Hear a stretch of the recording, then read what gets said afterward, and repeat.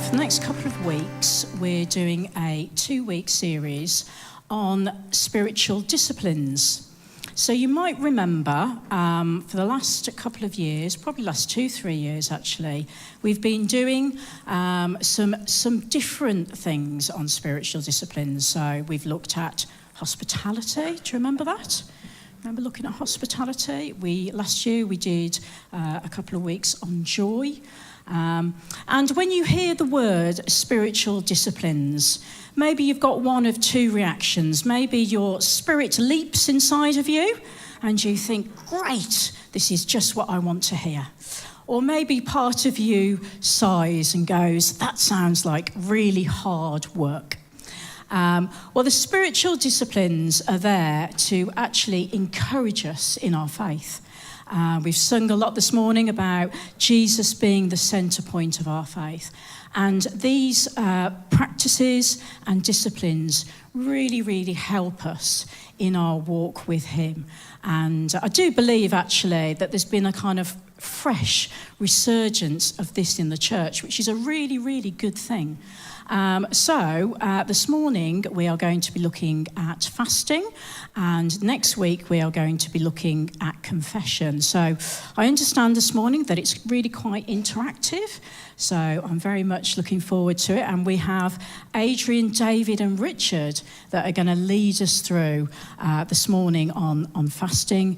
So I just encourage you really to open your hearts, maybe kind of listen out and be open really to what God may want to say. So if I pass on to you, Adrian, are you happy to pick it up from there? Good morning. So Richard, David and I, the three wise monkeys, are on this morning.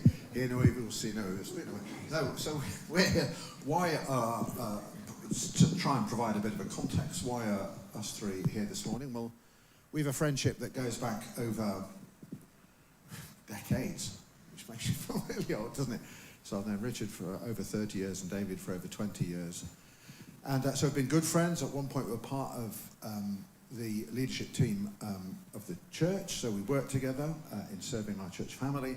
And a sort of relationship's grown over time. And we decided a few years back to be a little bit more intentional about spending our time together, and about maybe could we share a sort of common discipleship journey with Jesus? How could we support each other, speak into each other's lives, and enable us to grow in Christ? And so we, at first we went away for a few went away twice a year for a weekend.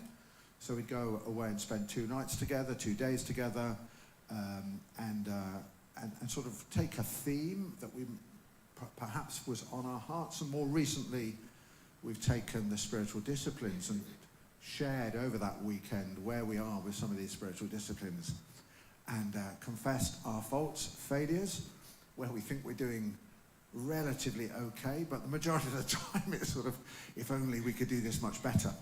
And so when we were away in November this year, last year, not this year, because that's not arrived yet, when we were away in November last year, we talked about 3 spiritual disciplines. We talked about fasting, we talked about confession, and we talked about simplicity. And so Vanessa said, would you mind sort of repeating part of that conversation that you had together one Sunday morning? So our attempt this morning is to recreate our conversation, or a little bit of our conversation that we had while we were away, talking in particular about fasting. Maybe to add to that, what we also do now more regularly, we meet once a month on a Saturday morning. We met yesterday morning, 8:30 for a couple of hours, just to sort of keep that rhythm of being together, sharing life together. Yeah, the idea is that life is not simply about me and Jesus, is it? It's about me and you and Jesus, isn't it? We are a community of God. This is like a small microcosmal community. So that's the context for what we're going to do this morning. And I think I'm handing over now to Richard, because it's a bit interactive this morning. So Rich, come on. Thanks, Adrian. Just would add one thing we do in our breakfast as well, is spend about 10 or 15 minutes in silence together. So I'm just going to say that and leave that. Right, interactiveness. This is the one opportunity you will get in a church environment to take out your mobile phones. So please do that. I give you permission to take out your mobile phone. In fact, it is positively encouraged. So we've got 3 questions. We're going to use what's left of our Mentimeter license with 3 questions. You can log on.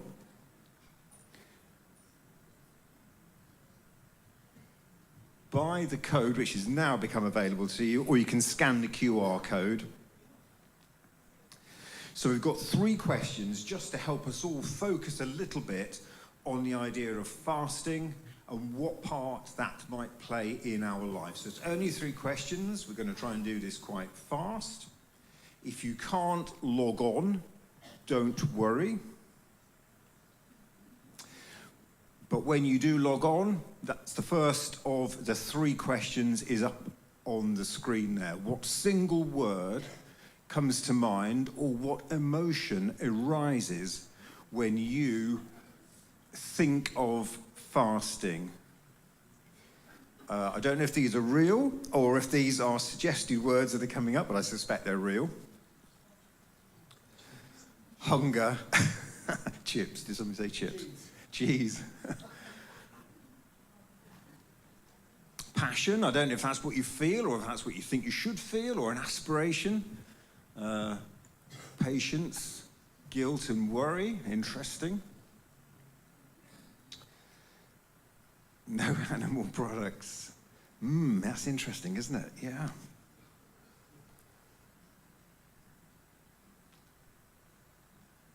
I've been told we have, I think it's 50 licenses only, which is why I said if some of you can't get in, you might be 51.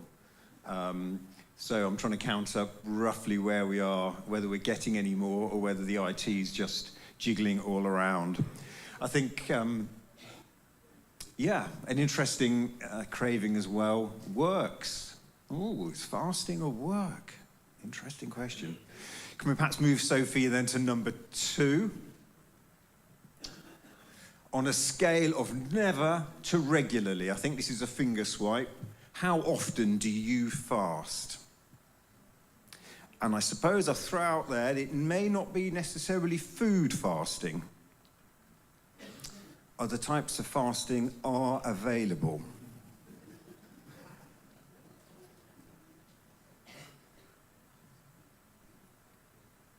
Yeah, I don't know quite how the data's building up on this one, whether there are more people. Yeah, I don't know.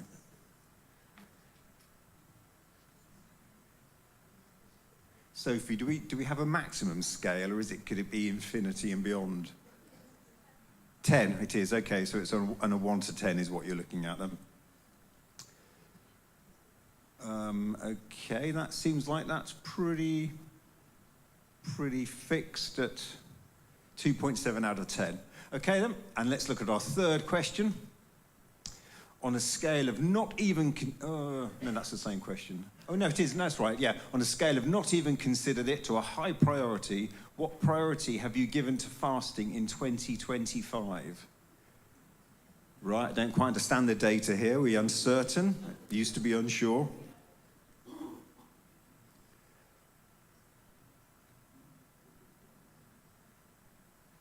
I'd have thought it must be 2.7 or less, but on the other hand, who am I? Or maybe there's a resurgence for the forthcoming year. Maybe it's resurging in you at this moment. Okay, 3.2. So I think 3.2 and 2.7 are probably, I would say, fairly low on a scale of 1 to 10. So just some interesting data.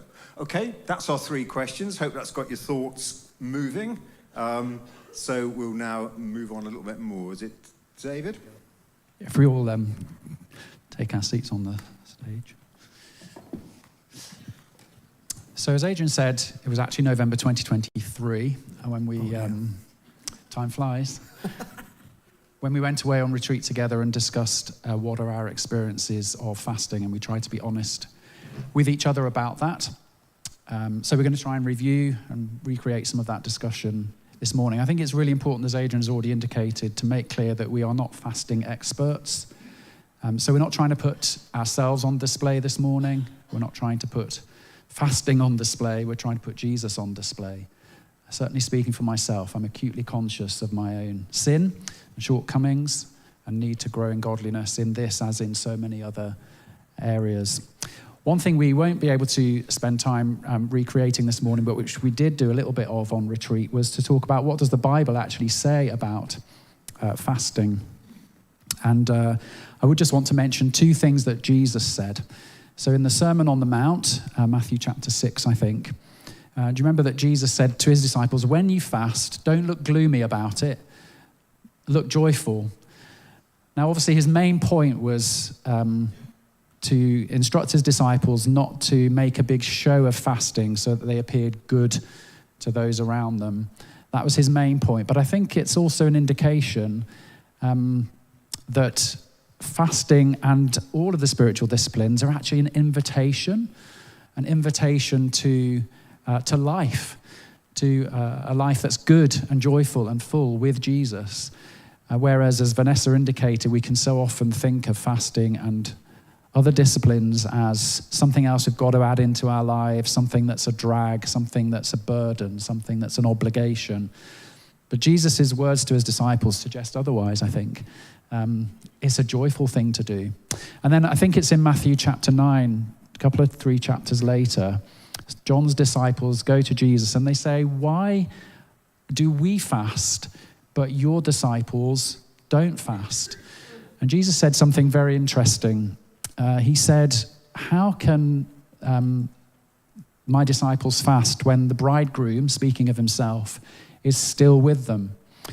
But when the bridegroom is taken away, which refers to his returning to the Father after his death and resurrection, his ascension to the Father, when the bridegroom is taken away, then they will fast.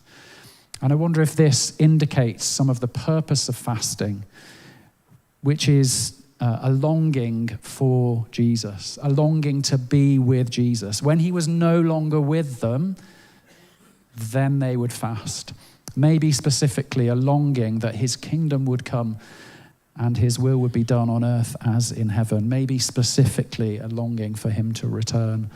So that's the spirit in which we want to recreate some of our discussion this morning, to put Jesus on display and to hopefully portray the discipline of fasting in all its various guises, or some of its various guises, as an invitation to life rather than as something that makes us all go, oh no, not something else.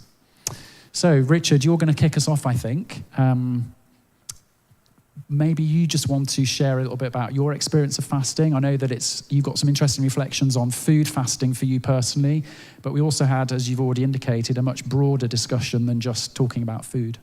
Yes, we did. So I used to have quite a regular discipline, I would call it a discipline of fasting, and it's changed over the years, depending on the circumstance and various things in life. But about 7 years ago, in fact, it was just this week, so a little bit of an anniversary, I was diagnosed with type 1 diabetes. So not really a party anniversary as such. So really, restricting my food is not medically advised. I have tried it, would not advise it. So I had to think quite differently, I think, about the way that I approach fasting. And what's at the heart of fasting for me. And I think for me, it is about, demonstrating an earnestness in myself to God, about my desire for him, maybe for a specific outcome, if it's a very specific fast, but it's that earnestness. And the second thing for me is about the place of God in my life, him being the center and the reason, and my God, as opposed to something else being my God and him being not in the center. And for me, in mulling this over, when food no longer, which, let's face it, can be a real desire and a God, can't it? When that's not available to take off the table as a sign of that earnestness, what could be? And for me, I guess this strays to confession a little bit. See you next week. Wait for it. For me, my eyes, are attracted by beautiful things. So if I specifically say artwork, ceramics, things like that, I love. Maybe that's inherited from my dad, which is not a bad thing, a good thing, I would say. But there are times when I recognize with my impulsivity as well, if I see something that is beautiful or a good example of something that I consider to be beautifully crafted, I can get a real strong desire to own and purchase those things. To such an extent that I would say not only sometimes I'm not in control of that, but it's certainly not something that is sitting there at the feet of God saying, over to you, God, you are the center. I would have to say in those moments, in that area of my life, I can so often put me, my resources, my desires in the center. And so I thought about that, and I kind of developed a practice of say, over a fortnight, saying to God, in this time period, God, I am not going to allow myself to be seduced by what my eyes see and my brain then tells me, gosh, that's beautiful and good. I would love to have that. And I can't stop seeing those things because you see them in shops, catalogues on the internet, whatever, or in other people's houses. I've clocked those. I'm coming around. But what I can do is say, I'm not going to research that. I've seen it, I've clocked it. I'm not going to take a photograph of it, as I often do in the artist or the technique. But I'm just going to park it and try and forget about it. I'm not going to pursue it. And often I find in a couple of weeks' time, when that comes to an end, I've almost forgotten about it or it's died in me. Not much good if it's a specific area of fasting. So if David's ill and we call a fast, I can't really come around and say, David, well, for the next 2 weeks, I'm not going to think about beautiful things. So it's got its limitations, this area of fasting, but it's a lifestyle, I would say, more of discipline over life, to put my life in an earnest way back before God. It's about appetite and desire, isn't it? Absolutely, that's a good way of putting it, appetite, yeah. Can you put your finger on anything that you think has resulted in any way from that, or is it too early in your practice to reflect on that? I would say there are some items of expenditure where I have struggled with this in this sort of fasting period, and I thought I could spend that money on something so much better for somebody else, something a lot more constructive in the kingdom of God. So, yeah, I can think of times when I thought about things and I said, no, I'm not thinking about that, I'm not thinking about that. And then, a month later, I thought, actually, there is, I don't know, £200 I could really spend on somebody else and something far more kingdom-focused than me just having another picture on my wall. So, yeah, I think there are one or two examples like that. I'd say, I think, God, we are making some headway here, thank you. You're going to open your house for everybody to come and see the beauty. Clear off. No, well, you may hate the things. That's the thing, isn't it? It's not about. Yeah, it's individual, isn't it? It's what's in my heart. Yeah. And what shouldn't be in my heart. Yeah. So, could I throw that similar question over to you then, Adrian? Yeah. Have you got a practice of fasting, and what's that look like, and why? Yeah. So. I do a 36-hour fast once a week. Do you? 36 hours? Well, if you sort of take sleep and the whole of the rest. Is it 36 hours? No, it would be stop eating on the evening. Yeah. That would be 36 hours. Right the way through to the following breakfast, I think works out about 36 hours, doesn't it? But that, it's a day, isn't it? Fasting a day a week. So I've been doing that for a number of years. And really the reason for that is sort of twofold, really. Number one, struck by the words of Jesus when he's in the wilderness, where he says, man shall not live by bread alone, but by every word that proceeds out of the mouth of God. And a while back, about 10 or 15 years ago, I began to look at this whole idea of bread and seeing bread as the outcome of labor. So I work hard and provide bread, and then I eat bread. So this whole idea that what sustains me is my hard work, and I really felt that, you know, I sort of had a leaning towards being a little bit of a workaholic, and, you know, thinking, I think I'm probably fairly convinced that my work sustains me in some shape or form.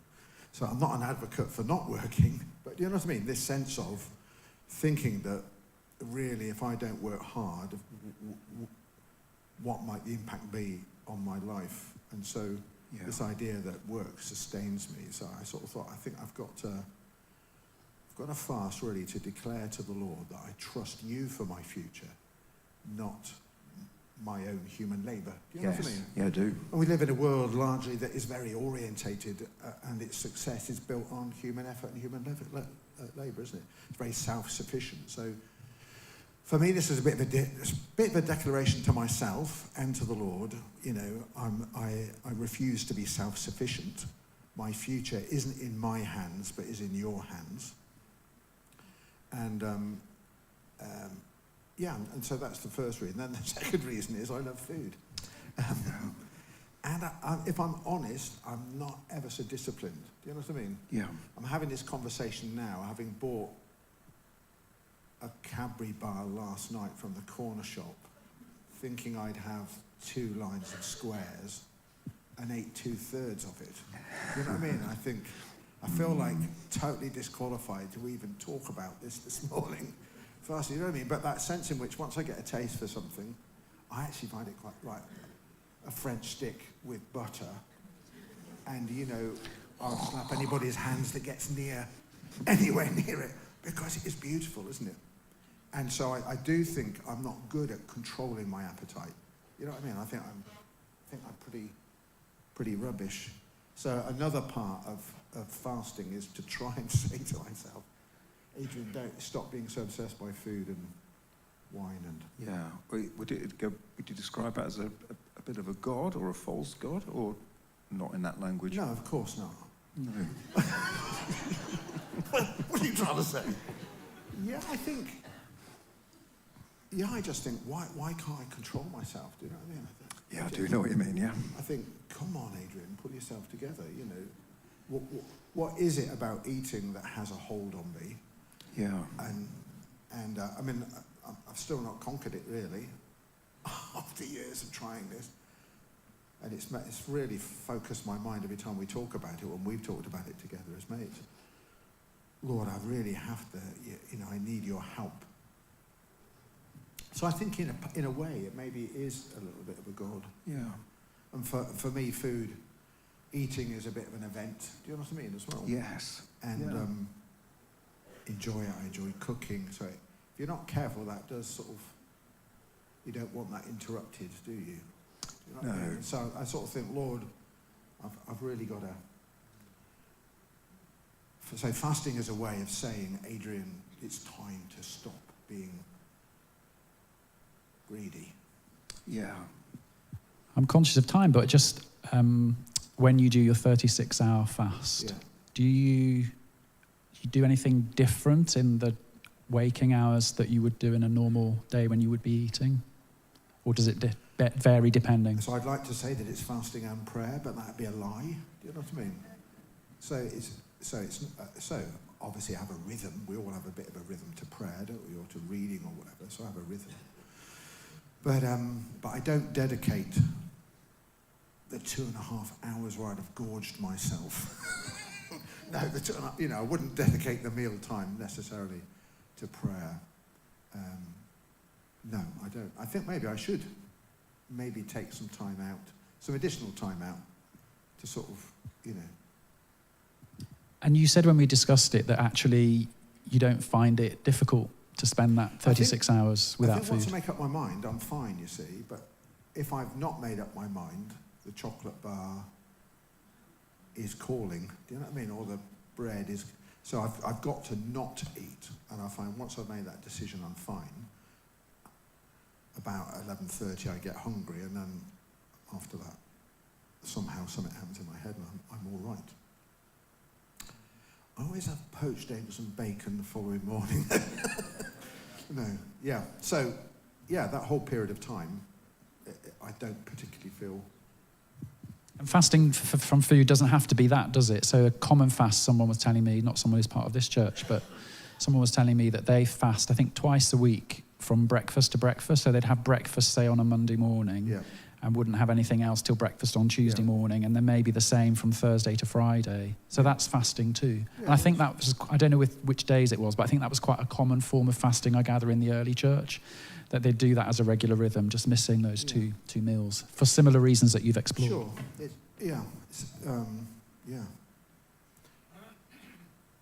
But there are other things that we can fast as well, aren't there? And I think it's things that have the affection of our heart, isn't it? Like food has the affection of my heart, no doubt about that. Which isn't a bad thing, really, because it's not, that's, not a bad thing. But you were talking while we were away about tech, weren't you? Particularly the phone. Yeah. This is not an anti-phone campaign again, is it? I don't think. But well, it could be. It could be. And I need to say, that I speak from a position of weakness on this. There are many good uses of our phones, aren't there? But I think few of us take seriously the way in which our phones shape our lives and are shaping the people that we're becoming. Mm. And there are the obvious things like distraction. So we've all had the experience of either doing this or having it done to us. You're in a conversation and you take out your phone, or the other person takes out their phone, or you're not present at an event or at a beautiful scene because you're too busy texting your mates about the event or the beautiful scene that you're experiencing, so you actually miss the experience. But I think there are other issues too that our phones are, that we need to think seriously about in terms of the way that we use our phones. So concentration is one of them. So let me give you an example. And so Richard and Adrian have given illustrations of art and cooking and all those sort of very cultured things. This will now show that I am the odd one out in this three friendship. It will have a football bit in it, yeah. So I think concentration is, the ability to concentrate is seriously damaged by the way that we use our phones. Yeah. So just to give you an example, just the other night, I spent 25 minutes on my phone in one go. It wasn't deliberate in the sense of, right, I've got to look up X. So I spent 15 minutes watching a football video. Now, it was a video of Wolves beating Villa last weekend, which was fantastic. And then I read 3 news articles. I can't tell you what 2 of them were. I can't remember. One of them was about the Gaza situation. And then I looked at the weather report, and then there was a football match going on, not involving Wolves, and I checked the score on that. So in 25 minutes, I'd looked at about 5 or 6 different things. And that's probably illustrative. That's probably a mild example for many of us, illustrative of the way in which in 25 minutes I'd looked at 6 different things. And I think that has the potential to really damage our ability to concentrate. Why does that matter? Well, I think it matters for the health of our kids, but I think it also matters because to engage with Scripture, which is a major way in which we need to grow in our relationship with God, requires sustained concentration, whether that's listening, reading, discussing, whatever it is. And so actually the way that we use our phones, which is so impulsive and instant and flicking from one thing to another, and I don't use social media, but I'm still in it, as that example sort of gives you, of sort of flicking from one thing to another. The way in which we use our phones, I think, works against our ability to engage with Scripture. And then another example would be not just what it's doing to our concentration, but what it's doing to our pace of life as well. Yeah. So we feel the need to respond urgently to messages. We feel the need to be up to date with the news. Or whatever it might be, the football or whatever, none of which is wrong. I'm not saying that, but I think what it certainly does for me, is not only ruin my ability to concentrate, but speed up the pace of my life, which is the last thing we need. If we're going to encounter Jesus, we all need to slow down rather than speed up. So I think it's a massive issue so I'm not battering phones. I'm not saying we should be Luddites, but I think we've got to take it much more seriously than we do, and I'll put myself at the front of the queue on that. So are you now do you have a digital fast? Or? So in tiny ways. I haven't done what Tim Murray has done, which is to get rid of a smartphone and just have a, whatever they call them, a brick phone. But maybe some of us need to do that.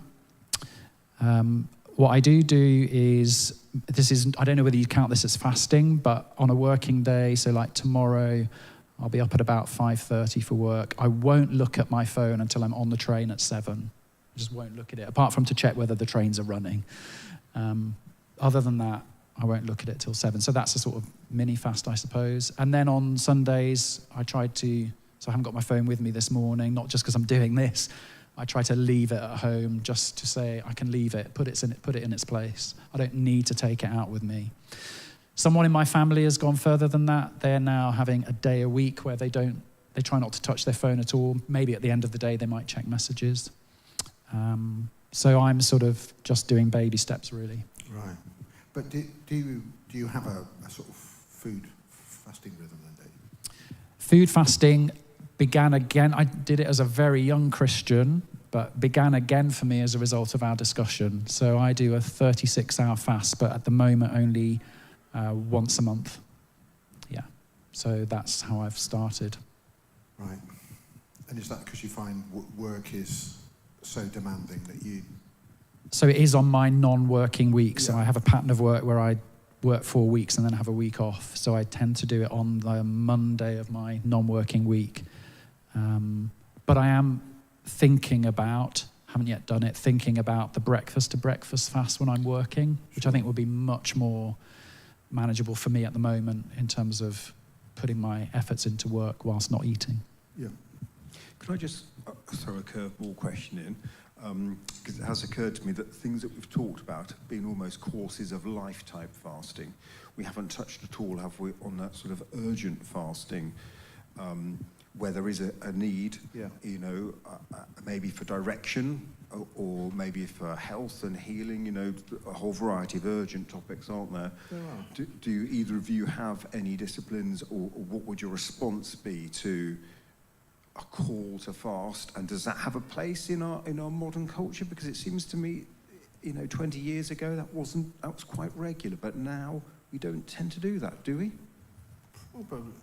Probably not. No, I mean, I know we did when we entered lockdown. I think as an eldership team, we sort of were sort of concerned about what the future might look like and what is God saying in that period where we were locked down. So as elders, we did a 3-day fast to say, well, I wonder, in the middle of this chaos, I wonder if God wants to speak in a unique and powerful way. So personally, that's the only one I recall, Rich.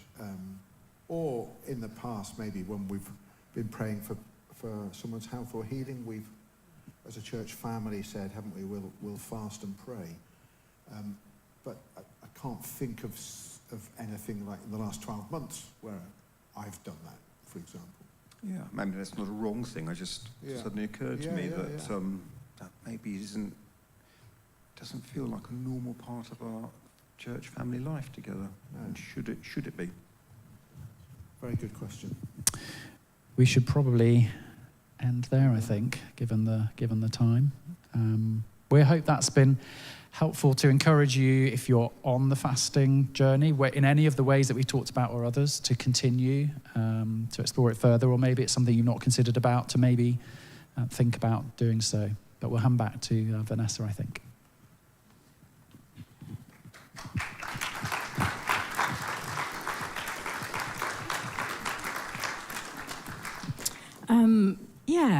That was really good, and actually felt really intimate, didn't it? Kind of looking in, it was like we were looking in to some of your conversations. So I think we would all want to thank them for being brave. It's not easy to, sometimes it's easier when you've got a message to preach rather than have an interview, and thank you for sharing and being vulnerable, really. So I think that sort of conversation really opens us to fasting, probably in a new and different way, because I think for me, that's probably opened more questions. So I'm sure Adrian, David and Richard would be happy if you want to come and talk to them about that. And, I'm really interested as well in the spiritual impact on that when we actually fast. Does that do something Does that do something in us? So one of the things I've been considering, because Easter is actually not too far away, is it? It's a little bit later this year, but we have the opportunity of Lent coming up. And Lent starts on March the 5th this year. And one of the wonderful things about the Christian calendar, it gives us real opportunity at different points during the year to kind of reflect and pray. So I wondered, I'm just going to leave this with you, but maybe consider during the Lent period of fasting. And it might be good to do this as a church family, mightn't it? I think we need to take the consideration of whether we do fast kind of more and regularly. We need to consider that. But maybe as a church family, think about it for Lent. We're going to do a similar thing to what we did last year. And I know this is using technology a bit, but it worked really well, having the WhatsApp group that we could post some things in. So we're going to do that, but we're going to have a little bit of a focus on Lent. But maybe think about, can you do some kind of food fast? I know that's a bit difficult for some people. Maybe the digital fast and also the spending fast, that kind of opens it up a little bit more, doesn't it? And it doesn't have to be like major things either. So don't be put off if you can't fast for 36 hours in a week, but you might be able to do something. So maybe have a think and consider. So I'll leave that with you. We'll come back to it, and we'll kind of, in a few weeks before Lent, we'll kind of announce some things. So I think we're going to finish there. I'm going to pass on to Kate for an announcement. But yeah. Yeah, so we're going to bring our service to a close now. There's tea and coffee that will be served at the back. So please stay and chat, because fellowship's really important with one another, isn't it? Do you agree? So yeah, please stay and chat. Can I just remind you as well, with the children, just to be extra careful around the bar area. We want children to still have fun, don't we? But we just want, don't want any accidents occurring. And I'm speaking to myself here now, but some children like to drink tea, namely Jacob and Grace. But can we just ask if children are going to ask for hot drinks, that an adult goes with them, just to stop any spillages or accidents occurring. So, yeah, have a blessed day and week ahead.